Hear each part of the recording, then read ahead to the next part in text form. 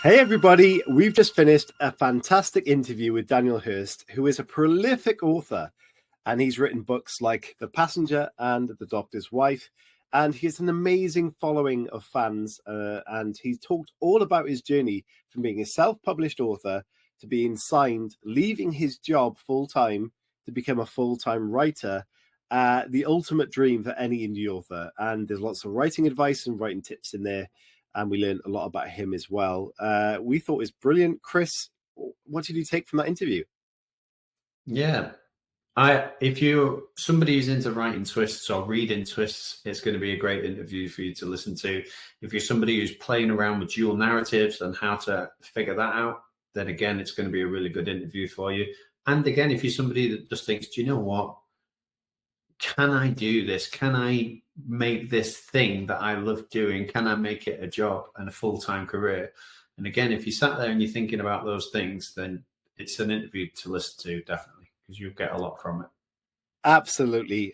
So certainly do check out the link. It's available on Substack for the next 2 weeks as a paid member, which I know people are short on money, but being a paid member supports this show to continue. It also lets us support other authors. It's a really good cause in that sense.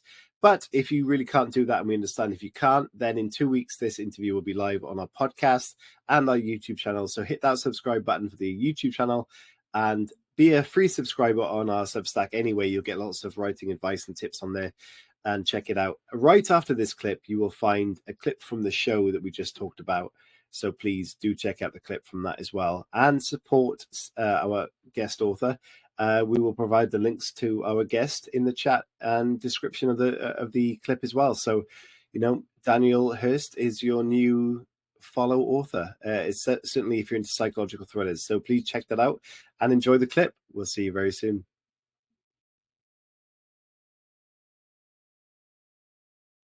Daniel, I was going to say, in your genre, it's quite a saturated market in terms of I could go to a supermarket and there's loads of psychological thrillers.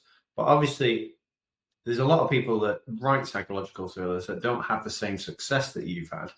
So what do you think you've done that's made it different for you to have that, religious following of readers and to have that #1 best-selling status? What is it that you do differently? There's a few things, but I think almost paranoia is one. So when I started, I had no idea it was going to work, and I was like, I'm just going to pour out all my desperation to be a writer into as many books as possible. So there's no point where I ever got complacent or thought, this is going well, let's kind of take my foot off the gas. If anything, I went the other way and thought, let's get more books, let's keep going, because I was always thinking this is going to go away. So I think obviously rapid release, getting the books out quite quick in the first few years, I got a reputation of, if you became a fan of mine, you always knew there was books, coming quite quick. And because I started with self-publishing, there's so many aspects in that where you can get closer to your readers. You've got your newsletter, obviously more engagement on social media. If I get emails, I always respond myself to my readers. And I think that helps, because I've had so many emails where if someone sent me a message saying, I enjoyed your book, and then I go back to them saying, thank you, I appreciate that. They'll come back and say, oh my God, this author's you're the first author ever in the world to reply to me. Now you are automatically my #1 author. Yeah. And I was like, well, so I'm not the best writer in the world, but if I'm engaging with people, it's, it seems to kind of help boost, my profile. So yeah, but I've always, I'm just so grateful when someone emails me or I get the, newsletter, because I remember when I only had one subscriber and it was my wife. So to start seeing it just makes me want to, give more to my readers. How did you feel then when you went from, pants down and trying to get to the stage of being published and having publishers coming to you, that sort of thing, to hitting the bestseller, to obviously having that confirmation that you've almost been confirmed as a successful writer in that sense, you know what I mean? That your followers loved what you've put out there.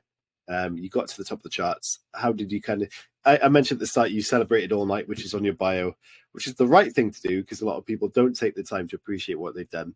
So obviously you're excited, but when you when you first found out, what was that like for you?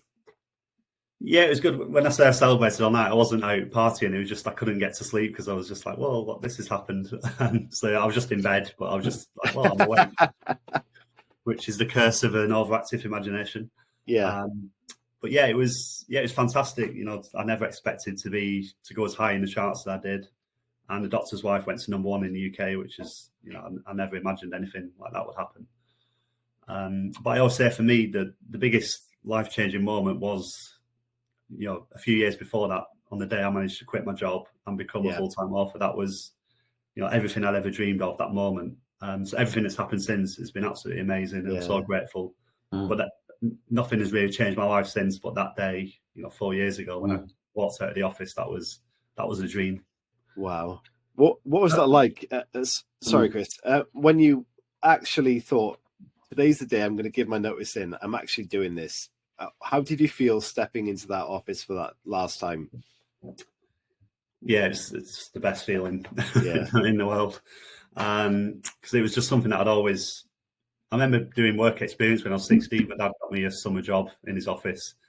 And I just knew it wasn't for me back then, you know, as a teenager. And obviously I was many years away from actually having the discipline to sit down and, you know, chase my dream. But I was always like, no, I'm not going to end up in an office. This isn't for me. I want something else. You know, and then fast forward 16, 17 years when I actually started to make it happen. And I've always someone that I'd watch stuff on YouTube, or I'd listen to motivational things, and there were people like, following your dreams. And, you know, there's certain scenes in movies that would inspire me. And so it all kind of came together. And on that moment when it was my final day, it was just, I felt that's the most emotional I've ever felt about my career, you know. Yeah.